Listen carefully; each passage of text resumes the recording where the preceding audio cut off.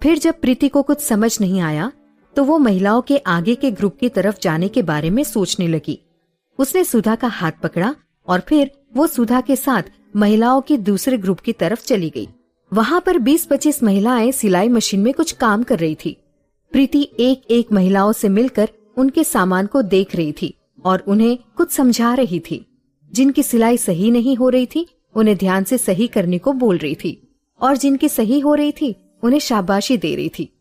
वो उन्हें काम से संबंधित और इंस्ट्रक्शन दे रही थी। सुधा ध्यान से प्रीति को काम करवाते देख रही थी। उसे प्रीति को इतनी लगन से काम करते देखा उसे उससे थोड़ी सी जलन हो रही थी। सुधा ने मन में सोचा, यदि एक हाथ से निकल गया है तो क्या हुआ, अभी विक्रम है। पर विक्रम उसे पसंद नहीं करता है। ये जानकर अब सुधा को उसके ऊपर गुस्सा भी आ रहा था। सुधा घूर घूर कर प्रीति को ही देख रही थी। जाने क्यों उसे प्रीति से थोड़ी जलन भी हो रही थी। शायद विक्रम का एक सॉफ्ट कॉर्नर प्रीति के साइड जो था। सुधा आंखों ही आंखों में प्रीति और अपनी तुलना कर रही थी। रंग तो दोनों का ही दूध जैसा था, पर फिगर मॉडल होने के नाते सुधा का ठीक था। वही प्रीति अपने फिगर की ज्यादा केयर नहीं करती थी, ना ही अपने लुक की उसे परवाह थी। पर आंखें, सुधा को अपनी नीली आंखों पर कुछ ज्यादा ही भरोसा था। उसे यकीन था विक्रम भी उसकी नीली आंखों से नहीं बच पाएगा। सुधा ने मन में कहा, वैसे तो इस बाईजी टाइप की लड़की को विक्रम पसंद नहीं करेगा, पर जाने क्यों इसे खतरा सा लग रहा है। कहाँ मैं मॉडल और कहाँ ये। हाँ। फिर वो भी प्रीति के पास चली गई। दिल्ली में सिंघानिया जी घर की सजावट में बिजी थे। हो भी क्यों ना, शिल्पा और राजवीर 4 दिनों बाद पलक के जन्मदिन पर उसे गोद लेने वाले थे। पलक के नाना जी ने भी हाँ कर दी थी। वो भी अपनी खराब तबीयत को लेकर बहुत परेशान थे।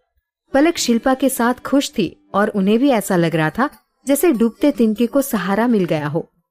सिंघानिया जी इसलिए भी खुश थे। इधर मोहित भी एक्सीडेंट के बाद ठीक होकर घर आ रहा था। उसके एग्जाम हो गए थे और वो भी 1 साल के बाद घर आ रहा था। इन सब के बीच वनराज सिंघानिया भी अलग खुश थे।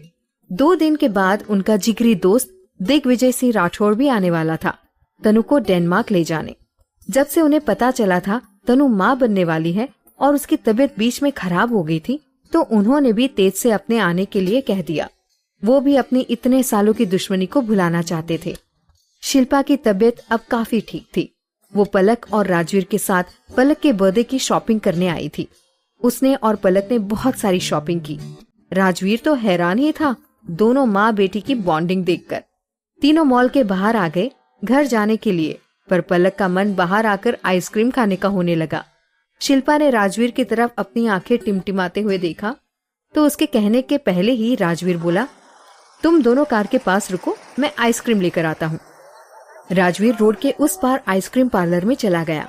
आइसक्रीम लेकर वो जैसे ही लौट रहा था उसने देखा कुछ लोग एक बच्चे को जबरदस्ती खींचकर कार में ले जा रहे थे। वो बच्चा लगभग पलक की उम्र का ही था और उन लोगों से छूटने के लिए बहुत छटपटा रहा था। रोड पर ज्यादा गाड़ियां नहीं थी और ना ही भीड़ भाड़ थी।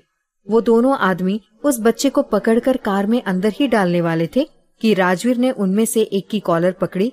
दूसरा आदमी हड़बड़ाकर जल्दी बच्चे को अंदर करने लगा। राजवीर ने उसे ही घुसा मारकर अपनी तरफ खींच लिया।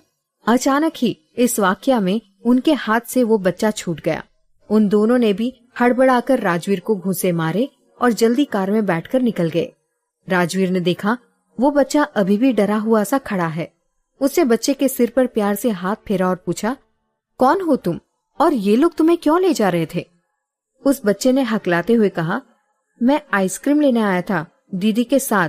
उन्होंने दीदी को कुछ कर दिया है और मुझे अपने साथ ले जा रहे थे। राजवीर ने देखा कुछ ही दूर एक लड़की रोड में पड़ी हुई है जिसके सर से खून आ रहा था। वो जब तक पहुंचता शिल्पा भी आ गई थी।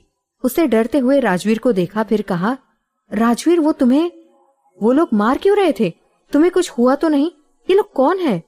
राजवीर शिल्पा की ओर देखकर मुस्कुरा दिया और कहा, मैं ठीक हूँ। वो शायद इस बच्चे को किडनैप करना चाहते थे पर नहीं कर पाए। तुम यहीं रुको, मैं कार लाता हूँ। शिल्पा ने एक नजर उस बच्चे को देखा जो सिमटा हुआ सा एक और खड़ा था। पलक तो जाने किसी डर से शिल्पा से उसकी गोद में ही चिपटी हुई थी। शिल्पा ने अपने पर्स से पानी की बोतल निकालकर थोड़ा पानी उस लड़की के चेहरे पर डाला। वो होश में आने लगी थी। जब उसे कुछ देर पहले का वाकया याद आया तो उसने आसपास देखा, फिर अचानक चिल्लाई, किट्टू तुम ठीक हो? वरना भाभी को मैं क्या मुंह दिखाती। किट्टू भी उससे लिपट गया। राजवीर भी कार ले आया था। शिल्पा ने दोनों को कार में बैठने को कहा। सभी बैठ गए। राजवीर ने कार हॉस्पिटल की ओर मोड़ ली। पूजा की दवाई कराकर वो उसे घर छोड़ने गए। दरवाजे पर ही एक औरत बेसब्री से उनका वेट कर रही थी। पूजा जैसे ही कार का दरवाजा खोलकर किट्टू के साथ निकली, वो औरत अपनी सिक्योरिटी को नजरअंदाज करके उनकी ओर बढ़ गई। क्या हुआ पूजा? उस औरत की आवाज गूंजी। राजवीर और शिल्पा ने देखा वो औरत बेतहाशा किट्टू को चूमे जा रही थी। राजवीर ने उनसे कहा, ना चिंता की कोई बात नहीं है। कुछ लोग आपके किट्टू को किडनैप करना चाहते थे पर नहीं कर पाए।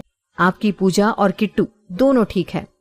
उस औरत ने आशा भरी नजरों से उन्हें देखा, फिर राजवीर और शिल्पा से बोली, पता नहीं वो लोग क्यों हमारे पीछे पड़े हैं, पर आप लोगों का बहुत बहुत धन्यवाद। आपने मेरी जान मुझे वापस की है। तभी वहां एक साथ कई सारे ब्लैक कारें आ पहुंची। उसमें से एक लंबा चौड़ा रौबदार व्यक्ति बाहर निकला। जब उसे सब पता चला तो उसने राजवीर और शिल्पा को अंदर आने कहा। हॉल में सभी आ गए। तभी उस व्यक्ति ने अपना परिचय देते हुए कहा, मैं कालीचरण हूँ। आज मेरे बेटे की जान बचाई है। मैं आपका ये एहसान कभी नहीं भूलूंगा। राजवीर ने कुछ सोचते हुए कहा, पर वो लोग इतने छोटे बच्चे का अपहरण क्यों करना चाहते थे? काली बोला, वो मेरे राइवल कंपनी के लोग थे जो मुझसे कुछ जमीन और पैसे हड़पना चाहते हैं। अभी कुछ दिन पहले ही मेरी पत्नी को भी मारने की कोशिश की थी उन्होंने, पर आप जैसे ही किसी भली औरत ने उनकी जान बचाई थी। मैं उनसे मिल नहीं पाया, पर आज मैं उनका भी दिल से धन्यवाद करता हूँ। फिर काली ने अपनी पत्नी की तरफ देखकर कहा, अब आप भी समझ गई होंगी मैं क्यों आप लोगों को अकेले जाने से मना करता हूँ, पर आप समझती ही नहीं है। मेरी सिक्योरिटी आपको बुरी लगती है। आइसक्रीम के लिए शोभा जी आपने किट्टू को क्यों भेजा? शोभा जी सर नीचे करके बोली, मुझे माफ करिए, पर मैं नहीं जानती। मैं खुद ही किट्टू को कहीं जाने नहीं देना चाहती हूँ। काली जी फिर बोले, आप लोगों में ही मेरी जान बसती है, सभी जानते हैं, इसलिए कुछ लोग उसका फायदा भी उठाना चाहते हैं। शोभा जी ने धीरे से कहा, जी। काली जी के इशारे करने पर शोभा जी किट्टू और पूजा के साथ रूम में चली गई। काली जी फिर बोले, किट्टू को अभी कुछ समय पहले ही गोद लिया है हमने। हमारी जान है वो। आपने जो किया वो एहसान है हम पर।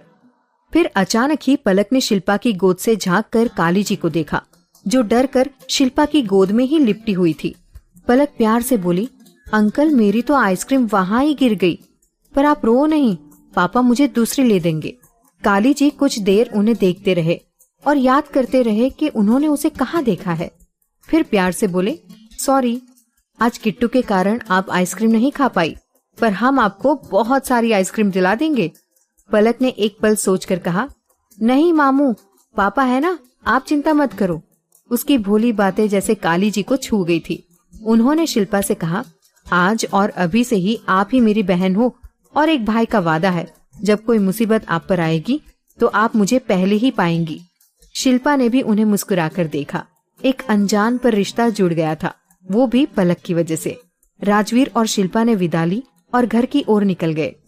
उनके जाने के बाद ही काली ने अपने आदमियों को बुलाकर कहा, वो जो भी थे जिन्होंने हमारी पत्नी और बेटे के साथ ही हरकत करने की कोशिश की है, जिंदा नहीं बचने चाहिए। और वो तेज प्रताप का क्या हुआ? उसे खंडाला की प्रॉपर्टी लेने रोका या नहीं? काली जी के असिस्टेंट ने कहा, सर, वो प्रॉपर्टी के पेपर हमने साइन नहीं होने दिए। तेज प्रताप वहाँ से खाली हाथ लौट रहा है। हम दत्ता साहब पर जोर डाल रहे हैं, पर वो हमें प्रॉपर्टी नहीं बेचना चाहते हैं। खबर ये भी मिल रही है कि तेज प्रताप के साथ उसकी अगले हफ्ते मीटिंग है। शायद तेज प्रताप फिर खंडाला जाएगा उस प्रॉपर्टी को लेने।